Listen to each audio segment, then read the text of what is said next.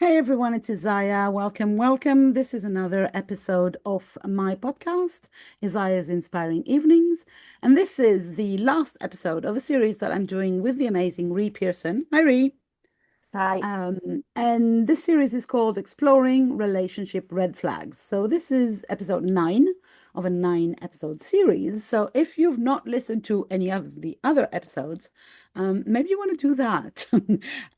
So this series is a discussion about the early warning signs of unhealthy relationship dynamics, the psychology behind red flag behaviors, and how we can interrupt said patterns before they escalate into harm. These conversations happen live and then shared in my podcast and anywhere else the guest feels like sharing. Before we go too deep into today's topic, I want to reintroduce Ree for every one of you. So, Ree Pearson lives overlooking the sea and describes herself as being on the edge. A police officer for 27 years, with focus on policy and how the police deal with partner abuse, Ree specializes in domestic abuse, stalking, and safeguarding. Her post policing career has continued with directorships with several community interest companies, all focused on those specialisms. Ree's book, Be Kind, No Excuses, is a guide for teenagers and parents to raise awareness of the red flag behaviors that are a precursor to abusive behaviors in relationships. Her mission is to flip the discussions on violence against women and girls and talk about the real problem, the majority of abuse being perpetrated by men who are violent towards others, women, men, or children. Be Kind No Excuses is now a community interest company as well. And Ree is finally the co creator of WOW, Women Only Wellness Ltd., which creates safe spaces for women and girls to come together and step into their own power through learning that self care is not selfish. This episode is called Aggression and Threats High Risk Red Flags. Obviously, we're going to get there. We have been discussing a lot about the idea that domestic abuse is often thought to be physical violence, but actually, there is much more to it. Now, when it gets physical, the danger gets higher, obviously. So, we have to address that as well. From your experience, my first question would be, is it is the violence early on, or can it be early on, or It, is it it, always later on? no, it can be. It can be. But in my experience, and I'll give you an example, I was talking to a lady many years ago who had been engaged for 3 years. And she was older than I am now then. So we were talking like 20 Mhm. years ago. And she said that she'd been engaged for 3 years. They got married. And on their wedding night, when they closed the bedroom door, he punched her in the face. And he Nice. said, "You will behave yourself, or that's what you'll get." Now, she had never experienced any physical violence before, but had I had time to sit down with her and ask her about the relationship in the run up to the wedding, I am sure there would have been indicators. Signs, yeah. Now, very rarely, I imagine there'll be people listening to this who say, "Well, I didn't get any red flag behaviors. I didn't experience anything. It was out of the blue, became physical immediately." And I'm sure that must happen too. But Mm. I think from the women that I've spoken to, and there are many, the red flags are there before the physical violence Of course. Mm. manifests in whichever way it manifests. And physical violence isn't just physically assaulting you as a person, your body. It could be punching the door, punching the wall, Mm. clattering around in the kitchen, smashing things off the floor. That's also physical violence. Of course. That's that's I can very clearly see my grandfather breaking plates in the Yeah, kitchen because he was unhappy with whatever. I don't think he was ever violent to my grandmother, um, directly to her, but because he didn't need the to be. the the feeling of being in a dangerous Yeah, environment was very yeah, clear for me. Very, very yeah, yeah. clear. That type of physical violence is a warning marker. I'm smashing this plate, but if you do not do as I want you to do, I mm, can very easily smash you. mm. That's the Yeah, this message, idea isn't it? that we end up, kind of on our toes, waiting for or Yeah, expecting or yeah, trying to avoid making him mad, as in, yeah. So in the um, UK, we call it walking on eggshells. yeah, in Yeah. French So we if say you're walking on tiptoes. walking on your toes, yeah, yeah. So if you're in a situation where you are modifying your behavior Mm, in order to prevent the escalation of their behavior, that's abuse. yeah, this is a huge red flag. This is a Huge. Yeah, yeah. But a lot of times, physical abuse will be lower at first, yeah. grabbing your arm and squeezing it Mm, so tight that you bruise. mm. Yeah, and and even the threat, like for your example, is enough to keep the Oh, control, and then it's to about have the control. possibly the woman or the girl behaving in a way that she will do anything to prevent more violence. Yeah, because the person who knows their abuser the best is the person is being abused. So on Hmm. on the outside, it may look um that you're complying because they have the control of you. It's like being a dog being yanked on the chain, isn't it? Hmm. You've got the chain around your neck, Mm. and they might just yank it a little bit, but it's still the yanking a chain around your neck. Yeah, of course. So what do we do when or are there are can we also address before we go into the what do we do? Let's stay a little bit more into the definition of it. What about manipulation, like suicide threats, or those things that Yeah, are, to me, are violent, even if they're not physically yeah, straight yeah. violence, but still. Do you consider that a physical? Well, I think all abuse is physical on a cellular level because emotional abuse Mm-hmm, affects your body on a cellular level. That's why so many women have got illness, arthritis, mm, fibromyalgia, and stuff like that. So it affects your cells anyway. And I've often spoken to women who said to me, the way that their perpetrator behaved, um, because they were walking on eggshells and because they knew that a physical violence was coming, they just wanted him to get it over with. They just said, just do it, like get it out mm-hmm, of the mm-hmm, way so that mm, I'm not sitting here being so sort of yeah, wound up and waiting. Just get it out, just do it, which is absolutely heartbreaking. But yeah, I very. think the lead up, a lot of women I know, they would know that, say, on a Friday night, that when their partner came home, there was going to be physical violence and Mm, frequently sexual violence as well. So they would put things in mm, place to protect the children. So the kids would always stay at granny's on a Friday night and they mm-hmm, wouldn't be in the house because they knew that this person was going to mm-hmm, come in, and so they have this sort of, there's an inevitability about the situation mm-hmm, and it mm-hmm, is going to happen because I used to ask when I was dealing with it as a police officer, I would say, can you tell me what led up to this? And they would describe the day or however mm-hmm, long it took to build up to this inevitable violence. mm-hmm, And I would say, at what point in the day did you know that this was coming? And there would be a point where there would be a point of no return, if you like, mm-hmm, and they knew it was coming. And they would put things in place to safeguard the kids, to safeguard the pets, to make it this as limiting as a damage as it possibly could be, and mm, often only physically damaging to them and the yeah. property, because there would Mm, be, a door kicked off or mm. things smashed in the kitchen and dinner would be up the wall and Yeah, I had a friend who was you know hiding the money, yeah, putting the kids away with the money, yeah, yeah, because yeah, otherwise he would take the money and go and drink, yeah, basically, more yeah. after So hit her to yeah, find the money. Then then so go. Yeah, yeah. So there was protecting other things yeah, to the yeah. expense of your own body, basically. Absolutely. Yeah, yeah. And that's, safeguarding the people around you and protecting the people around you because you know this is mm, gonna happen mm, regardless.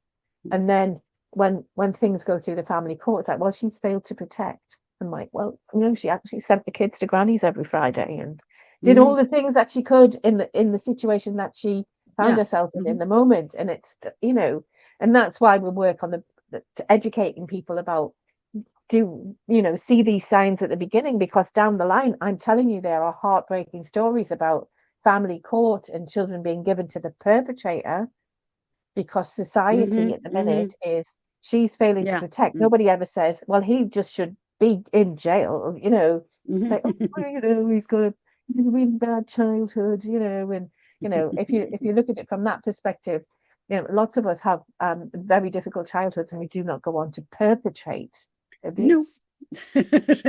No, not all of us. Okay. No, like Uh, if violence bred violence, then women would be violent, wouldn't they? Because yeah, women are the makes majority of the sense. victims. And then, so then you would go on to perpetrate violence. Nonsense. Yeah, Violence doesn't breed violence. You know, violence is a choice. yeah, mm, of course. And let's get also another thing out of the way. Staying is also not a bad thing. It's not like, oh, why doesn't she leave? And if I'm No, like, no, no. Statistically, leaving is more safeguarding is dangerous than not staying. leaving. Yeah, yeah, yeah, yeah. And also, coming from the perspective, I come in to help and support people, whatever role I'm in, along the timeline of my life at this time. And it is none of my business if that person chooses to stay. It is nobody's remit to tell that person to leave. And statistically, it's more dangerous to leave than to stay. And as I've said earlier, the victim knows the perpetrator more than anybody else. And Mm, she knows if she is going to die if she leaves. mm, And I would say 99% of the time, it's because he has told her that if she mm, leaves, he will kill her and he will probably kill the children as well. And we see that. mm, So staying is making a choice for safety. mhm, So when people come along and say, well, if it was that bad, I mean, I was like that like 40 years ago. I was like, well, if it was that bad, why doesn't she leave? Because I knew nothing. And that's mm, mm, absolutely the truth. yeah. I Mm, knew nothing about this. I was 22 years old. I was going into people's houses in the middle of the night where the woman would be standing there shaking. And then, you know, back then it was like he would get taken to his mother's. Why would you drop somebody off at another woman's house? Yeah. So then I used to, but as I learned, when we had an arrest, because you can't get bailed out of the police station unless you've got somewhere to live, you have to Mhm, have an address. And then it would be, because it was very patriarchal, is very patriarchal. Well, you know, you can be bailed. Oh, bail me to my mum's address, right? Bail me to my mother's address. I go, wait. So I would go off to the mother mm, and bang on the door. Your Johnny says it's all right for him to have bail here. Is that all right with you? No. So because a lot of the time it didn't occur to us back then to ask her permission to have her adult son back in her house. So I would persuade the mother that it wasn't a good idea. mm, So he would go to jail for a week. yeah. Mhm, Yeah, because he didn't have anywhere else to go. Why would you bail him to another woman's address? He's a twat. mm, mm, So, you know, so there's little things that you can do to protect people when you're working in a structure that is not mhm, actually really truly set up to protect people. mhm, So criminal, civil court, family court, they're not protection. mm, They're a system, and it's a one size fits all system, and it mm. doesn't fit women, basically. No, So yeah, and that's an afterthought almost. oh yeah, It's kind of, yeah, yeah, when you're either in the moment or in what you were describing, the escalation to the moment, yeah. it court can do nothing for you. Basically, you're Nothing. there Nothing. and you have No, to deal yeah, with it's something the has to situation. happen before you go into the Hmm. protection system. Hmm. The Hmm. protection system is an afterthought. And Hmm. for lots of women, it's not an option. If you're a woman who's taking drugs, for instance, illegal drugs, and you have drugs in the house, you're never going to phone the police because the police get there and they go, I'm here for a domestic incident, but Mm. cocaine. Mm-hmm. And it becomes a whole other shit Yeah. show, doesn't Mm-hmm. it? And, Mm-hmm. so those women don't even engage in the criminal justice Mm-hmm. system. Mm-hmm. So they're not there. The criminal justice system is not there to protect, it's there to punish. Yeah, of course. Yeah, yeah. Of course. So, And then the thing is, the punishment it might be useful on one side, but it's what too does it late. do for me as a victim? It's too Nothing. late. It's too late. And also you've got the added trauma of going through that system where everybody in the system, so you're with the prosecution who are really poor at communication because they're overwhelmed, because the money is from the government and the government doesn't give them any money. And then you've got the defense, which is sort of like the bad guys, and they will do anything to Yeah, win. of course. Because the criminal justice system, I don't know what it's like in other countries, you're innocent until proven guilty. And Mm. they will do anything to win because it's their reputation as a solicitor or as a barrister. Their reputation is on the line. And the more you win, the more work you get. So when you create an industry that makes a profit or a loss, you have Mm-hmm. lost the plot. Mm-hmm. So the criminal Completely. justice Mm-hmm. system, the civil system, and the family court system all profit and loss. It's an organization there to profit and loss. Mm-hmm. So it's not about safeguarding at all, it's about money. Mm-hmm. Yeah. So don't get into it. Like, don't get into it. Like, you need to know about the red flags. When you meet somebody at first, you need to Yeah. be honest with yourself. Be Exactly. That's why honest. we've done 8 episodes on everything before it Yeah, actually gets physical, absolutely. because there Yeah, are yeah, so yeah. many red flags. So, indeed, women, girls who are listening to us, first of all, go and read Ree's book.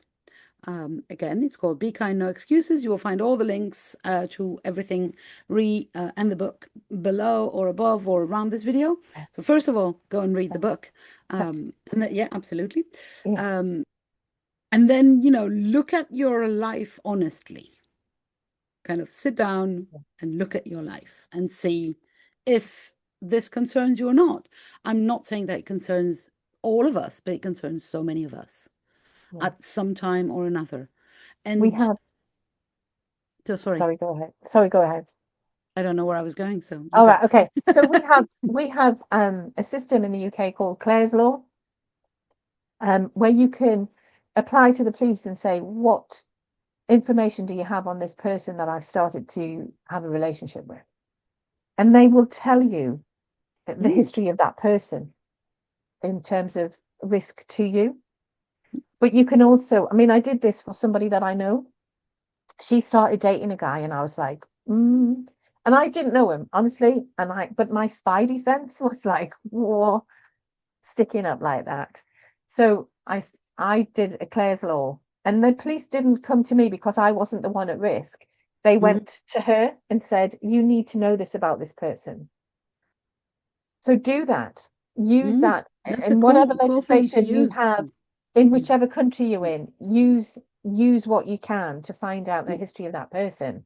And if you were a friend who is concerned, use what you can to mm, find out so that your friend can find out the history of that person. mm. If Now, you're a parent, same thing. same thing. Yeah, same thing. But the system is only as good as what the information is already in it. So Of course. you will have people who perpetrate abuse who've never been reported to the police, Of course. Mhm. especially at the younger end with teenagers. Mm, He's never been reported to the police for this because, it's all under the radar. They're just kids, you mhm. know, but it's important to see that behavior. And what I would say in terms of, there's a program that was out recently called Should I Marry a Murderer? There's a program like why was no end of conversation. Yeah. How is it even TV about that? But I would say it's really important to know that the thing that they have done in their past is the minimum that you know that they are capable of. Mm, yeah. So if they have been abusive in a previous relationship, Mm, they will be abusive in your mm, relationship because that is who they are. When mm. somebody Oh, tells and you by the who they way, are, can I just listen go to on a them. little tangent here? Because this is Sure. one of my pet peeves. If another woman comes and says, I've dated this guy, beware. do not go on thinking, oh, but that won't happen with me because he loves me more. Yeah, This is yeah, bullshit. An abuser is an abuser with yeah, anyone. absolutely. So if a sister comes in, with all, because it's difficult to come and say to another woman, I've been a victim. But if she does that, for hell, for whatever is sacred in your life, believe her. Believe her. Absolutely. Yeah. And you get that, don't you? You get that, oh, my ex is Mm-hmm, crazy. mm-hmm, My ex is crazy. She doesn't let me see the kids. Now, I know we're focusing on mm-hmm, teenagers, and my ex-girlfriend's crazy, and people go, "Oh, she's crazy." And then what happens is they set up the narrative. They create a narrative around mm-hmm. their victim so that they can use that Yeah. narrative. So when Mm-hmm, somebody comes to you and says, "Oh, I'm really concerned about Kate. She's having some mental health problems at the minute." mm-hmm, Um, you need to speak to Kate and say, mm-hmm, Johnny said you're not very well at the minute. How can I help mm-hmm, you? mm-hmm. And we're not all nice people. His ex No. might be, she might be a horrible person, Mm-hmm. but she doesn't deserve to be abused. No. Nobody deserves to be abused. Mm-hmm. And it's Even the crazy ones. yeah, so don't, if you know what their minimum standard is, you know that that's their minimum standard, and that is coming your way, girl. That is Yeah. definitely coming And your way. The because ex-girlfriend who can't who he sees the kids but doesn't pay maintenance for, mm, in the future, your kid is going to be mhm, that kid yeah. because Mhm, that's their pattern. mm, But they follow a mm. pattern. That's No, how I could because write a book. we go back to, we've discussed that before, because you are nothing special in this. He's Don't got a take it pattern. He will personally. apply it to anyone. No, never You take are it nothing personally special, because it's not despite about what you. he says Well, repeatedly. yeah, yeah, I yeah. am nothing special. If I'm the victim of a perpetrator, an abuser, he has got a pattern. He will apply to this pattern to whoever will fall into his paws, basically. Of course, Uh, of course. And it's a thing. And I wanted to talk about actually fight, flight, fawn, and freeze. yeah, let's. So I think a lot of the time it's difficult to fight because we're now living in societies where legislation rules. And if you fight, you can find yourself in a lot of world of trouble. Mm-hmm. And also in the UK, the law in terms of self-defense is very much not in favor of women.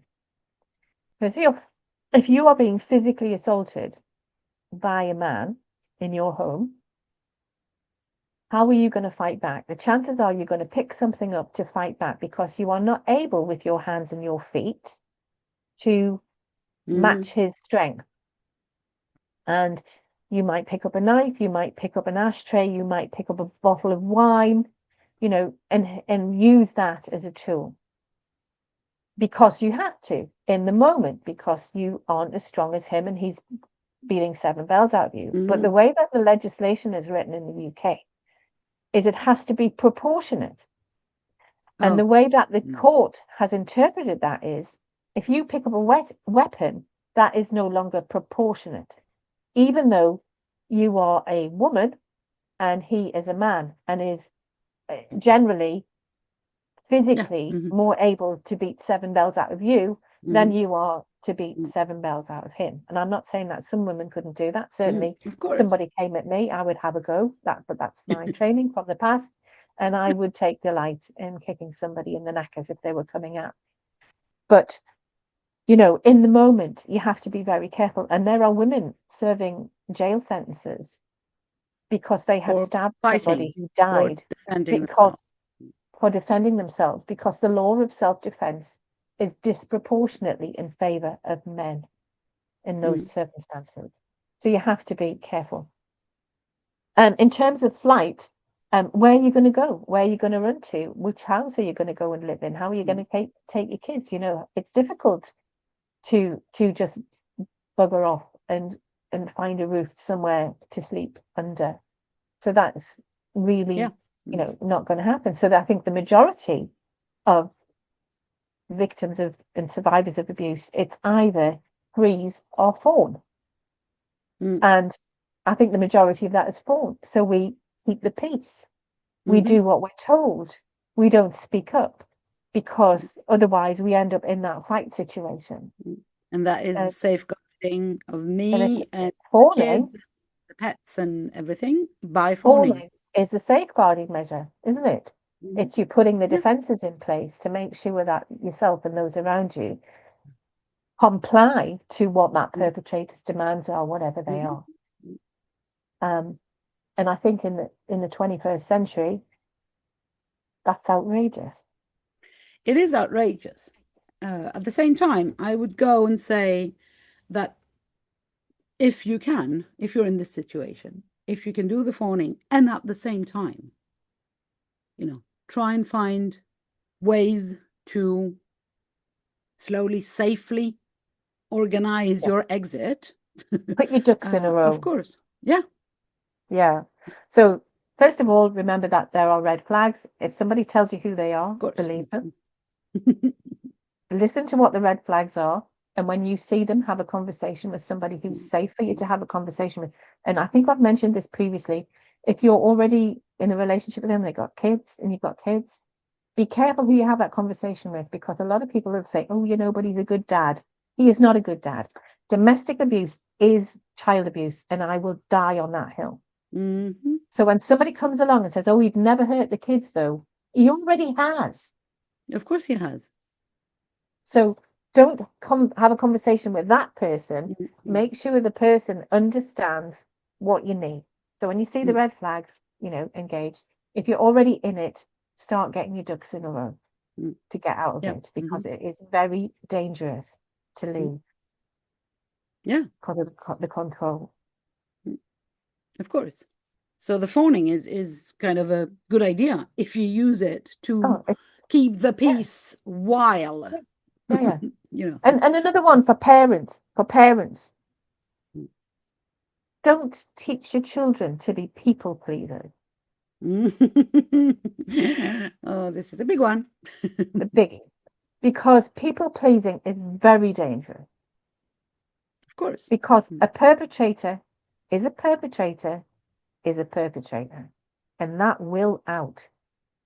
Mm-hmm. And there's no matter how much people pleasing you do, that perpetrator will abuse you.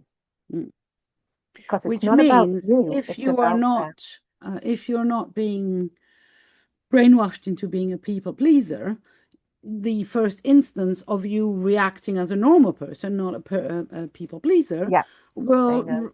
it will show the perpetrator, Absolutely. as in enlighten, put some light on it, and then you will Yeah, leave because at yeah. that point it's not yet dangerous. Um, Say no. but if Say you no. start by people pleasing very early on, as we were saying, we've discussed all the red flags, and what we see here when we end up with the situation where you're already in the physical violence stage is that it's really freaking difficult at this Yeah, stage. It's frightening, difficult. It's not safe to leave or to stay. Basically, it's yeah, unsafe, yeah, which means it's also important to listen to the first episodes and to actually look at the red flags very, very early on when yeah, you enter a relationship.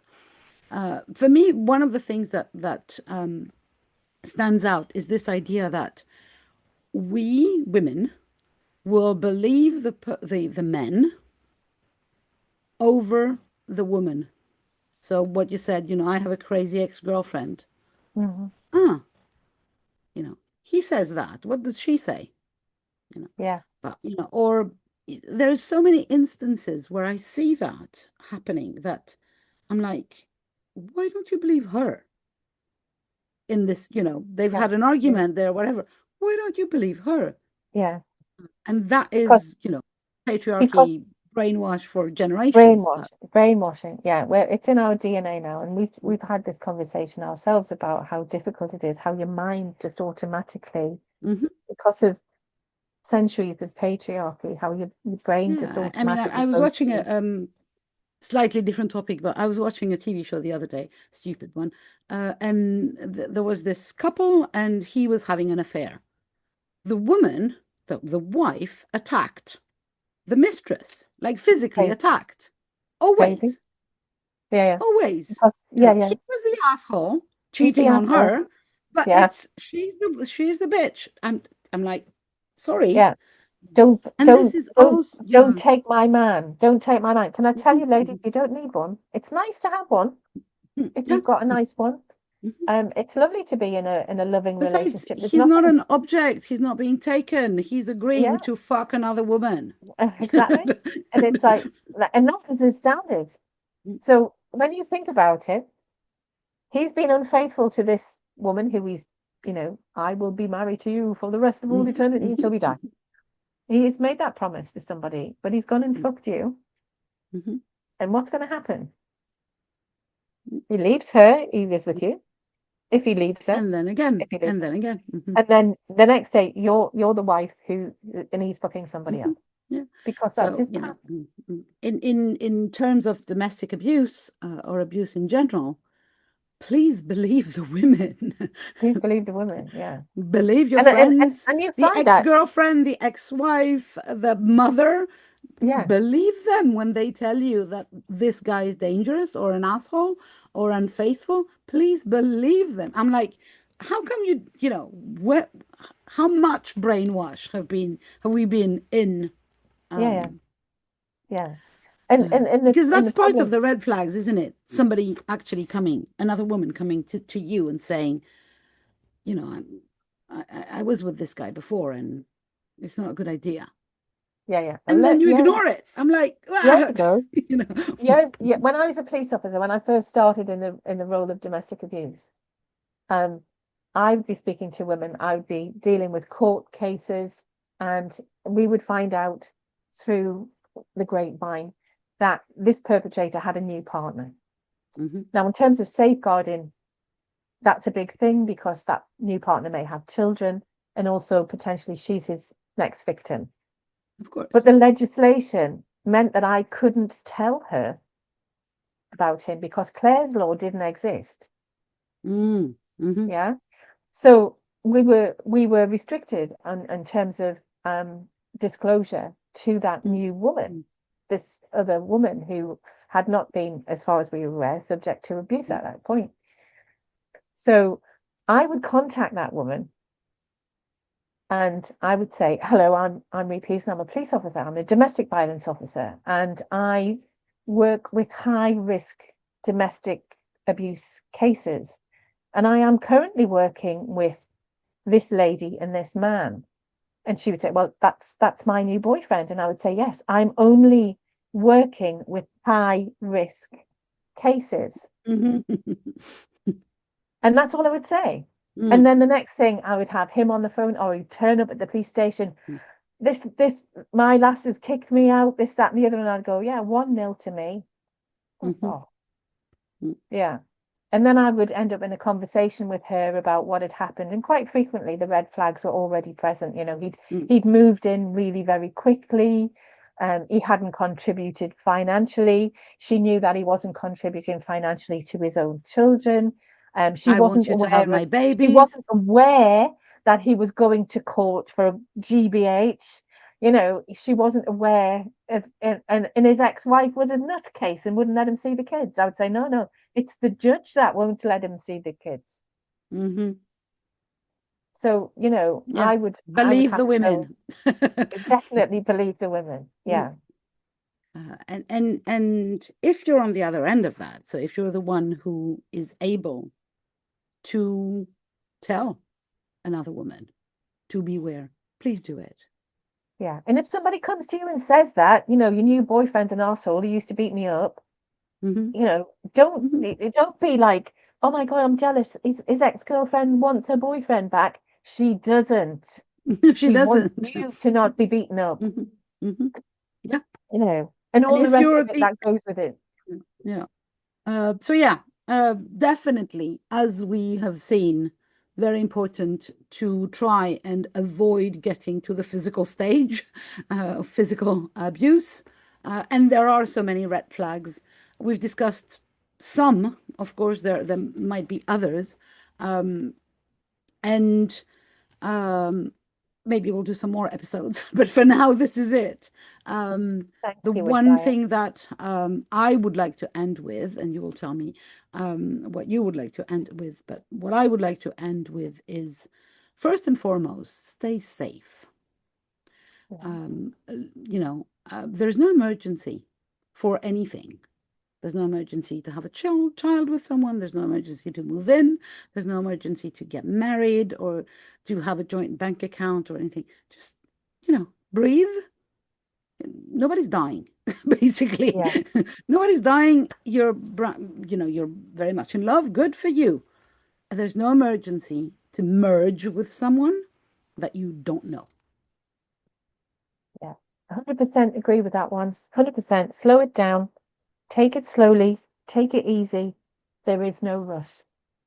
And listen to the people around, get to know his friends, his lady friends, maybe, Does he have if any there friends? are. Mm, Does he have any friends? mhm, Who are his network? That's a really good point, actually. mm, Who does he hang out with? mm. And if there's no one, I'd worry. Yeah. But also, if there are some and they're all assholes, they're all Yeah, assholes. of course. Yeah. Mm. Yeah. Yeah, that's a big one for me. I remember meeting guys and thinking, "Oh my God, I don't want to be in In this that crowd. circle Yeah, yeah. anytime." So And that no, I actually can't. frequently happens, doesn't it? Because they isolate you from your support network, but they suck you into theirs. Mm-hmm. So you Bunch of find that assholes. you find that you're hanging around the people that you're when you're married and you're hanging around with couples, those couples are people that he knows, Mm, not people that you know. mm. So yeah, that's one that I didn't realize many years ago, Well, but I know now. so many. I am telling you, we might be doing some more episodes. Ree, it has been amazing. Thank you so much. It has Um, been. I'm very grateful, Isaiah, for your time, for your I think technology, that, the for more your we can talk about these conversation. topics and the more awareness we can raise, possibly the less shit will happen to Yeah, women and yeah. girls and children and pets and, um, So, yeah, thank you very, very much. It has been amazing. For the listeners, if you have not listened to the other 8 episodes, go and do that. If you want to reach out to Bree to read her book, to get in contact with the Be Kind No Excuses CIC, if you want to come to any of the women only wellness events that happen at the end of June every year in Northallerton, UK, look at the links below, above, wherever, and reach out. These are amazing places to be. I've been to the WOW once. I hope to get there some more. It's an incredible place to be to meet other women and kind of get into this community of people who believe that self-care is not an insult or a when the to-do list is done. And that self care is also taking care of being safe. Yeah. Voila. Thank you so Thank much for everything. I will talk to you all soon. Bye for now. Bye.